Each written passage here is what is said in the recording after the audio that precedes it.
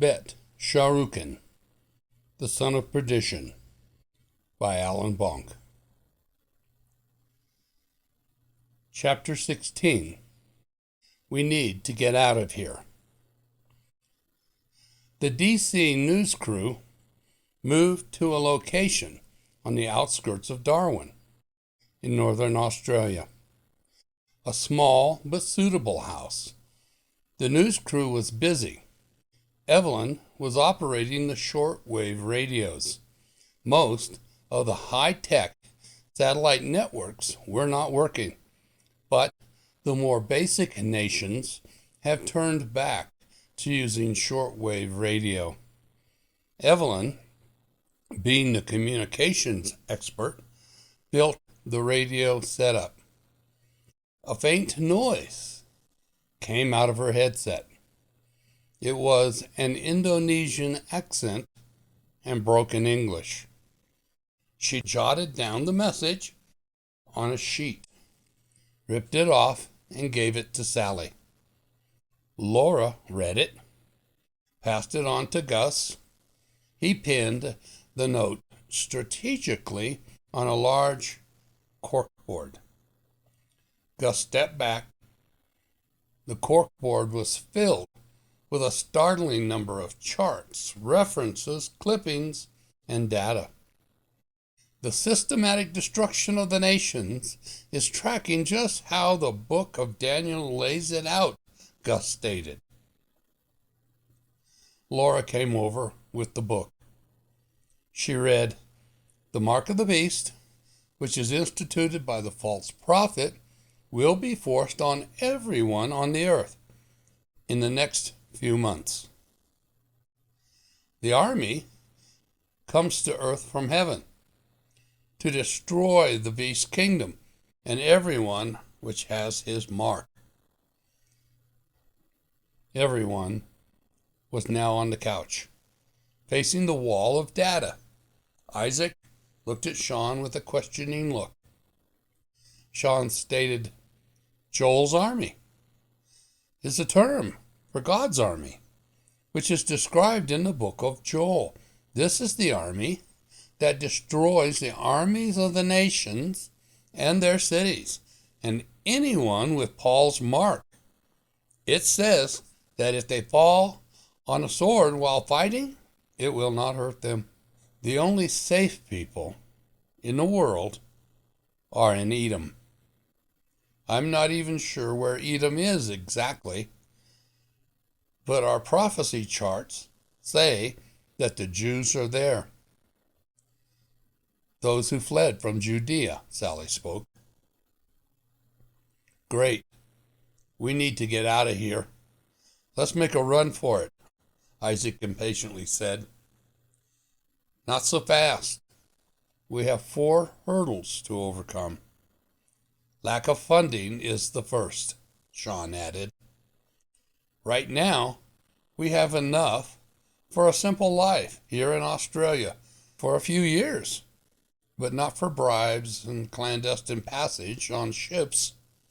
We can't just buy a ticket on an airplane to Edom," Gus added. "Exactly.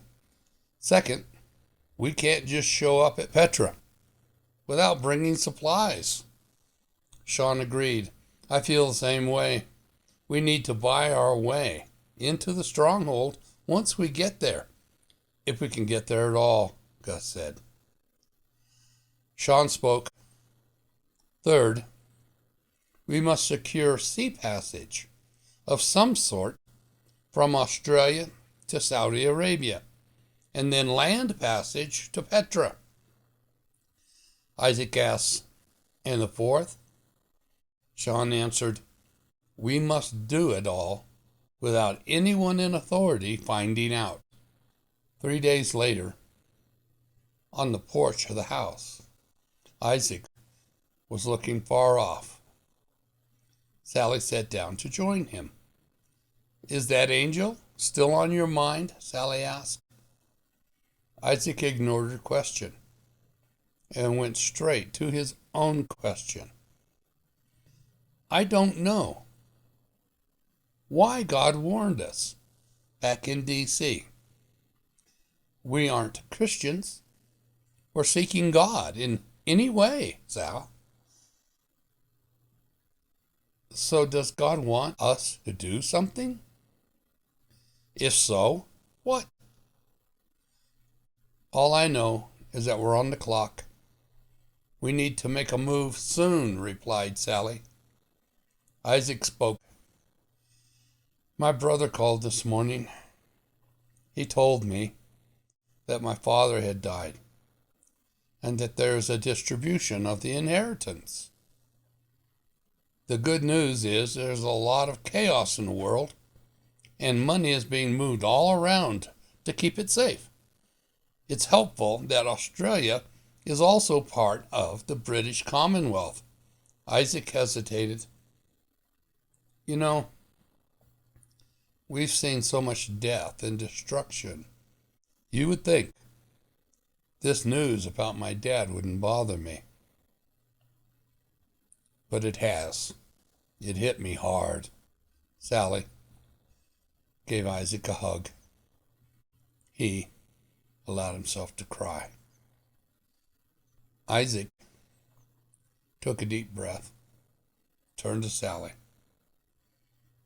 It's in excess of 300,000 pounds. It'll fund our excursion with no problem. We just have to split it up, make the expenditures harder to follow. The crew piled into a small white work van, one of two that Isaac leased for the project. They drove around Darwin, dropping one of the crew at each bank. They set up accounts at each location with their name, and another member consigned as well. They went to bulk food warehouses and grocery stores in the area to buy food and water. They were grateful that the area still had plenty of food. Much of the world had gone into rationing in anticipation of food shortages. Actually, it turned out to be much harder finding large amounts of containerized, purified water than food. We can't let on that we're helping Jews in the Middle East, but we'll have to find others to help if we're ever going to go to Petra, Sean stated. We have friends in Saudi Arabia that urgently need humanitarian help, and it breaks my heart, Gus spoke. I think we can sell that, Sean remarked. In an aisle of a small local grocery store, Sean was wheeling his cart. It's about full. He stopped. The shelf was quite picked over. He took all the packs of salt there. At the checkout counter, the man at the cashier excused himself and went to the back room. Sean's hand was shaking.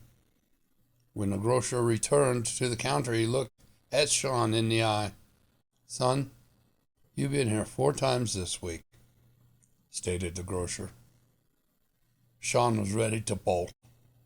The grocer continued, we can save a lot of time if you just tell me how much you really need. In tons. The grocer just smiled. Remember me when the time comes. Now, where do you want it delivered? Asked the grocer. The crew moved from their house to more suitable accommodations. Sean unlocked the door to a small warehouse near the water and entered. They've been amassing an impressive number of rations. The rest of the crew were busy labeling, repacking, and taking account of the stock. He went straight up a stairway, which led to an upper room, turned into a Spartan living space. Beds, bags, clothes, a small cooker, and the other necessities. He went to Evelyn, who was at her desk, still listening on the 2-way ham radio. She took off her headphones. I hate to tell you, Sean, No one in Australia wants to go to Saudi Arabia or anywhere else in the Middle East for any amount of money, Evelyn said. Sean was clearly distressed. I guess we'll find another way. The team met later that evening in the upper room. They all sat around the table. Sean began, I asked myself, why would God help us to this point and then not show us the way? Then it hit me. We really haven't exhausted all of our options. Evelyn, perplexed, I've called everyone on your list, Sean. What do you mean? Sean began to make the sign of the cross. This is the one thing none of us have ever done or believed in. The rest started to follow awkwardly. Laura held Sean's hand, Sean held Isaac's hand, and so on. Together, they bowed their heads. Sean spoke. God, we acknowledge what you have done for us. We thank you. We acknowledge that we have been unbelievers, but now we need your help. Now we believe you are real. You are the only hope that we have. Please, please forgive us. They each said amen, one after the other, and then squawk, they all looked at the two-way ham radio. Americans, Americans, who need ship to Saudi, the voice from the radio asked. The crew skeptically looked at each other. Laura asked, Captain Dharma, is that you? Yes, the man in the radio echoed back. How did you know? Asked Isaac. He might be a trap or something, Gus whispered. Evelyn rushed back to her desk and spoke to the radio. Dharma, Evelyn here. What? Say that again. Then she switched to her headphones as the reception was poor. Say it again. Oh. She turned to the crew. The Australian captains talked to the Indonesian captains. Word had gotten out that some Americans needed passage to Saudi Arabia and that they had money. He called us because we're the only Americans he knew. Should we make arrangements? She asked them. Let me talk to him, Sean responded. Hold on. Talking about this on the radio could give our plans away, Gus interrupted. Gus, we just prayed for help. We'll just have to take a chance and trust that no one listening will turn us in.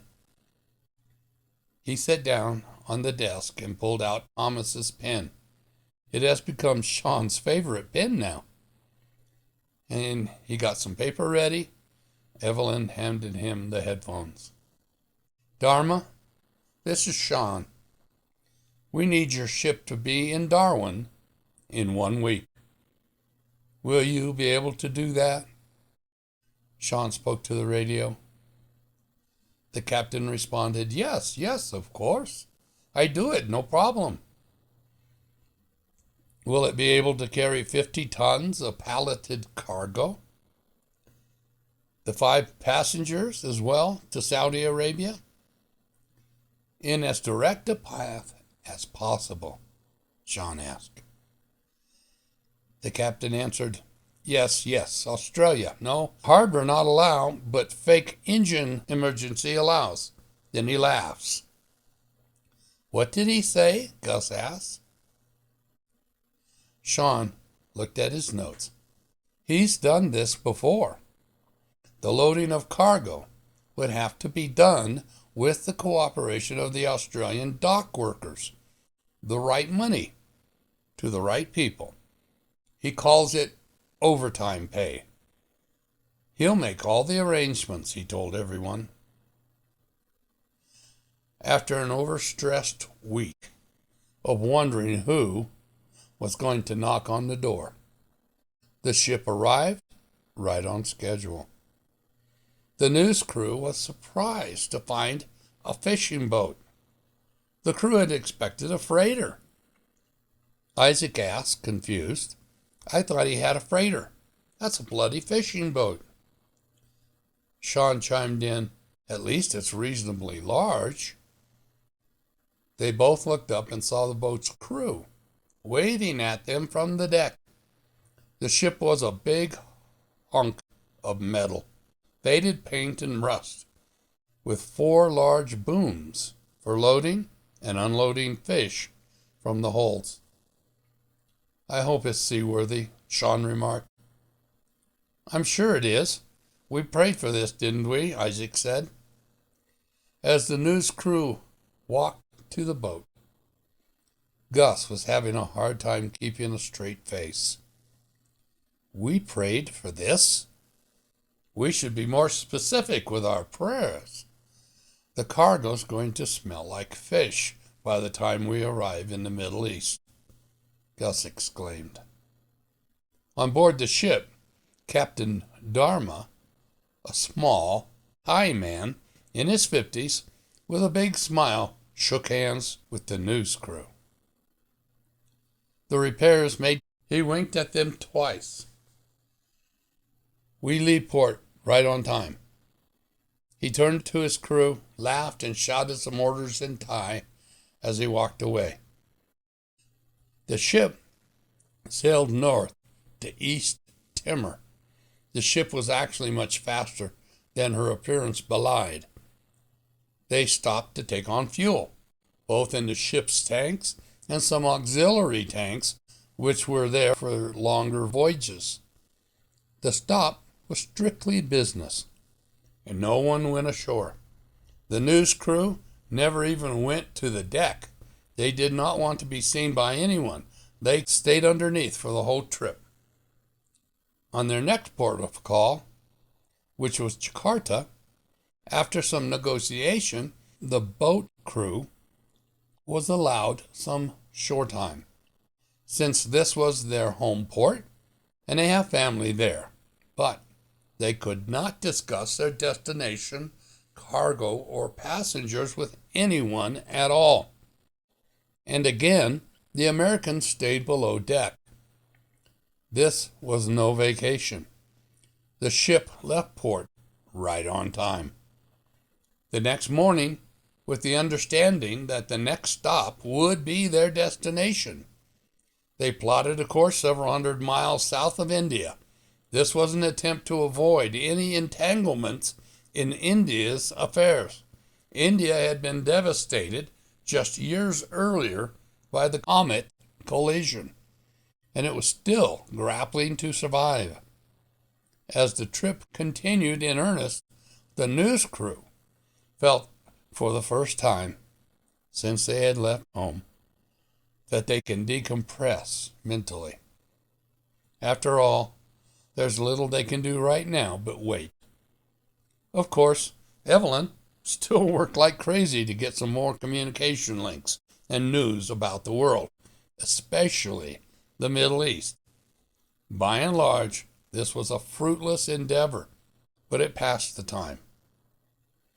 As they began to get closer to Saudi Arabia, the anxiety level began to ramp up. They knew that they needed to inform the captain of their true destination, which was Aqaba, Jordan, and not Saudi. Sean watched the crew and the sailors having a good time, sharing stories and playing cards.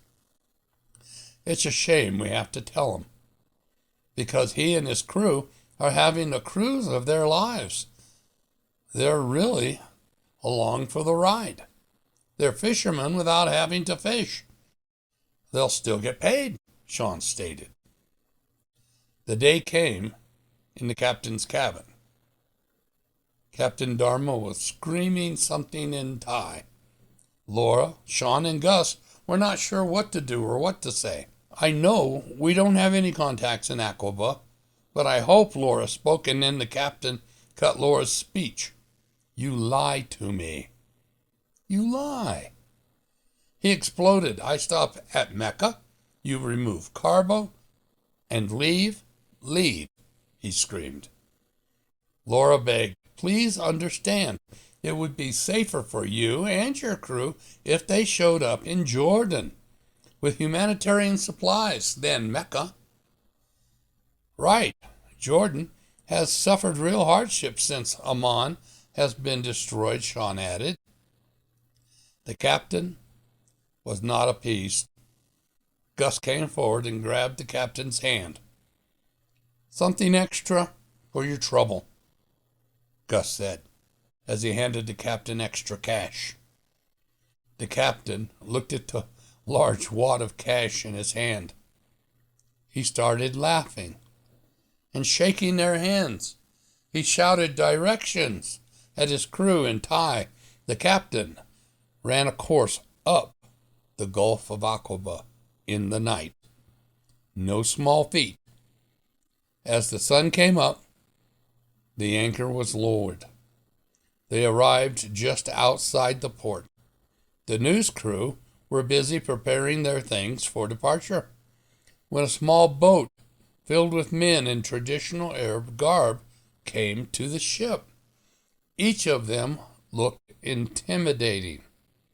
The crew brought the men on board, and the leader of the men spoke to Captain Dharma in perfect Thai. Take us to the American reporters, the leader ordered. The news crew all looked worried and unsure of what's happening as the men escorted them to the ship's galley. The leader of the men motioned for the sailors to leave immediately. The leader spoke to the news crew in perfect English. We know who you are. We're here to help facilitate your mission to deliver the supplies to the stronghold. We've cleared you to dock at the port, and arrangements have been made to unload and reload the cargo into trucks which are currently waiting for you, said the leader of the men in Arab garb. Sean asked, who are you?